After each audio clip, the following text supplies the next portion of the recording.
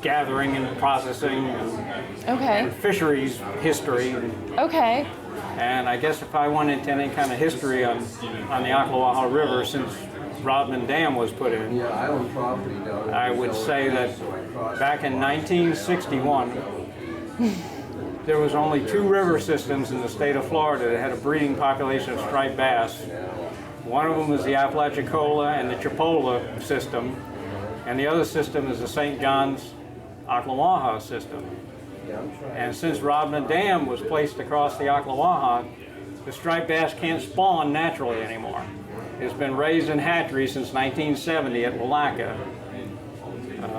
The river, it needs more than about 50 miles of flowing stream current for it to reproduce naturally, and it can't do it. Ravine Dam has knocked Ocklawaha down to about 10 miles of flowing stream.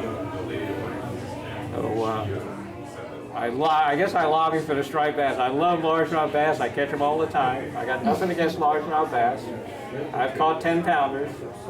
We can catch them out of the river. We don't need Ravine Pool to catch them. But the striped bass cannot naturally reproduce with Ravine Dam blocking it. And it is a Florida native. Like I say, only 2 river systems in the state in 1961 were shown to have a breeding population, and one was the Ocklawaha St. John's, and the other was the Apalachicola Chipola. And Apalachicola, they still can spawn because the dam that was placed there was placed 100 miles above tide water, so there's enough miles for them to spawn there. But the Ochlawaha River below the dam is only about 10 or 11 miles of flowing stream. Prior to that, it used to be 56 miles long to Silver Springs. And striped bass used to be found in Silver Springs, and they're not found anymore. They haven't been for years. So there are no striped bass in the Ocklawaha of Marion County. Oh, did you need to ask me some questions? Maybe, yeah. You said you do a lot of work in the Ocklawaha Basin. What's your job doing that? Well, I'm retired, but I was the data processing administrator for the state treasurer in Tallahassee. Okay. So I retired from there, and I'm just doing freelance work with Putnam County Environmental Council and Florida Defenders of the Environment. It's volunteer work. Yeah. And the Ocklawaha has always been my outdoor home, so I just got into it. Okay. But I've studied the whole basin, all the way from the Green Swamp, which I used to live close to there at one time, and Lake Apopka. I've been on the highest mountain in Florida, which is Sugarloaf Mountain, which is right next to Lake Apopka. So that's also one of the beginnings of the Ocklawaha River. And Silver Springs, where most of the water comes from. And I've been in the swamps and the woods all the way down to St. John's. That's great. Our display is on Ocklawaha River ecology and fisheries, and we've got pictures of, we've got giant cypress trees that are 12 foot across, and oak trees that are 8 or 9 foot across that are on remote islands in the Ocklawaha Swamp. So it's a very unique wildlife area in the state of Florida, and unfortunately we lost 13,000 acres of it because of Ravine Reservoir. And thankfully, back in 1971, President Nixon stopped the rest of the project and saved a 19,000 acre reservoir that would have been Eureka Reservoir.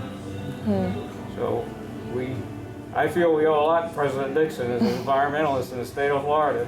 He is beyond peer. He used his power and stopped something that needed to be stopped.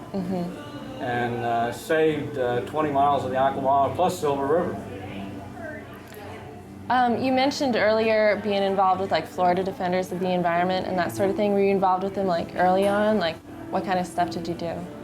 Actually, I was just a hunter and a fisherman myself. You know, back then. You know, I really just since about 2003 or so, really wanted to get involved. You know, prior to that, I hunted and fished at my own time and explored.